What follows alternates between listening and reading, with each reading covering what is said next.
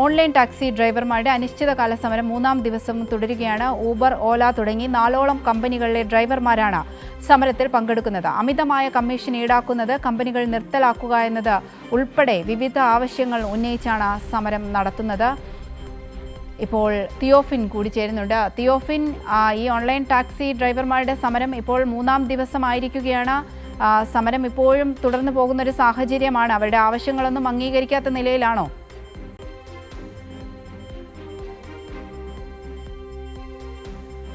21-ാം തീയതിയാണ് online taxi ഡ്രൈവർമാർ സമരം ആരംഭിച്ചത്. അതിൽ പ്രധാനമായും യൂബർ, ഓല, റാപ്പിഡോ തുടങ്ങിയ കമ്പനികൾക്കെതിരെയാണ് സമരം. അതിൽ ഏറ്റവും കൂടുതൽ ആൾക്കാർ പ്രതിഷേധമുയർത്തുന്നത് യൂബറിനെതിരെയാണ്. ഊബർ ടാക്സി കൂടാതെ തന്നെ സർക്കാരിൻ്റെ ഒരു ഓൺലൈൻ പ്ലാറ്റ്ഫോമായ കേരള സവാരിക്കെതിരെയും പ്രതിഷേധം ആൾക്കാർ ഉയർത്തുന്നുണ്ട്. ഇതിൽ പ്രധാനമായി ഈ ഡ്രൈവർമാർ ഉയർത്തുന്ന ആവശ്യം എന്ന് പറയുന്നത് ഇവർക്ക് ഇന്ധനവില ഉൾപ്പെടെ വർദ്ധിച്ച സാഹചര്യത്തിൽ ഈ വാഹനങ്ങളുടെ സർവീസ് കോസ്റ്റ് വർദ്ധിച്ചു, മറ്റ് നിത്യ ചെലവുകൾ വർദ്ധിച്ചു, വിലക്കയറ്റം ഉണ്ടായിരിക്കുന്നു.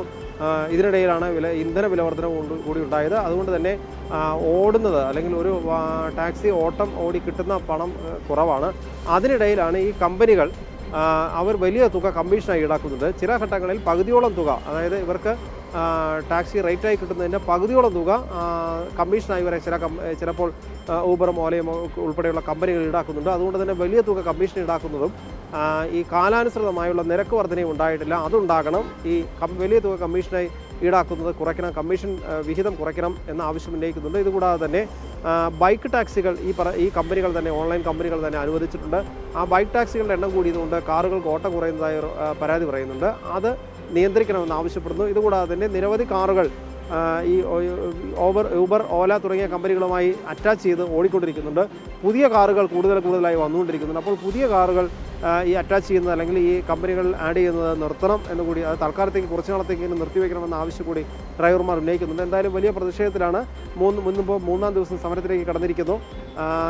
പ്രധാനമായി ഇവരുടെ പ്രതിഷേധ രീതി, തിരുവനന്തപുരത്ത് കഴിഞ്ഞ ദിവസം നമുക്കറിയാം തലസ്ഥാനത്ത് വലിയ പ്രതിഷേധം ഉണ്ടായിരുന്നു. ശവപ്പെട്ടിയൊക്കെ ഉയർത്തിക്കൊണ്ടുള്ള പ്രതിഷേധം ഓൺലൈൻ ടാക്സി ഡ്രൈവർമാർ നടത്തിയിരുന്നു. പക്ഷേ കൊച്ചിയിൽ വലിയ പ്രതിഷേധങ്ങൾ വന്നിട്ടില്ല. ഇപ്പോൾ പ്രധാനമായി ഇവരുടെ പ്രതിഷേധ രീതി എന്ന് പറയുന്നത് ഈ ഓൺലൈൻ പ്ലാറ്റ്ഫോമുകളിൽ നിന്നും അത് ഓഫ് ചെയ്ത് ഓഫ്ലൈനായി മാറി ആണ് പ്രതിഷേധിക്കുന്നത്. എന്തായാലും ഡ്രൈവർമാർ വളരെ പ്രയാസത്തിലാണ്. ടാക്സിക്ക് ഓട്ടം കുറവാണെന്ന് മാത്രമല്ല, അതിനിടയിലുള്ള ഈ നിരക്ക് കുറഞ്ഞതും കമ്മീഷൻ തുക വലിയ തുക കമ്പനികൾ ഈടാക്കുന്നതുമാണ് ഇവരെ പ്രതിസന്ധിയിലാക്കുന്നത്. ഇതോടൊപ്പം തന്നെ യാത്രക്കാരും പ്രതിസന്ധിയിലാണെന്നൊരു വിഷയം കൂടിയുണ്ട്. കാരണം കൊച്ചിയെ സംബന്ധിച്ച് കൊച്ചി നഗരത്തിൽ പല സ്ഥലങ്ങളിൽ നിന്ന് പല ആവശ്യങ്ങൾക്കായി കൊച്ചിയിലെത്തുന്ന ഒരുപാട് ആളുകളുണ്ട്. അതിൽ ജോലിക്ക് പോകുന്നവരും വിദ്യാർത്ഥികളായിട്ടുള്ളവരും ഒക്കെയുണ്ട്. ഇവരൊക്കെ പലപ്പോഴും ആശ്രയിക്കുന്നത് ഊബർ ടാക്സികളെയാണ്. അവർക്കിപ്പോൾ ഇത്തരത്തിലുള്ള ഊബർ ഉൾപ്പെടെയുള്ള ഊബർ, ഓല തുടങ്ങിയ ഓൺലൈൻ ടാക്സികൾ വിളിച്ച് ഒരു സ്ഥലത്ത് നിന്ന് മറ്റൊരു സ്ഥലത്തേക്ക് എത്താനുള്ളൊരു പ്രയാസമുണ്ട്. അപ്പോൾ യാത്രയ്ക്കുള്ള ബുദ്ധിമുട്ട് പലപ്പോഴും നിരവധി ആളുകൾ നേരിടുന്നുണ്ട്. അപ്പോൾ യാത്രക്കാരും ബുദ്ധിമുട്ടിലാണ്. സമാന്തരമായി തന്നെ ശക്തമായ പ്രതിഷേധവുമായി മുന്നോട്ട് പോകുന്നു. അനിശ്ചിതകാല സമരം ആണ് ഈ ഓൺലൈൻ ടാക്സി ഡ്രൈവർമാർ അറിയിച്ചിട്ടുള്ളത്. എന്തായാലും ഇതുവരെ ചർച്ചയൊന്നും നടന്നതായി നമുക്ക് അറിഞ്ഞിട്ടില്ല.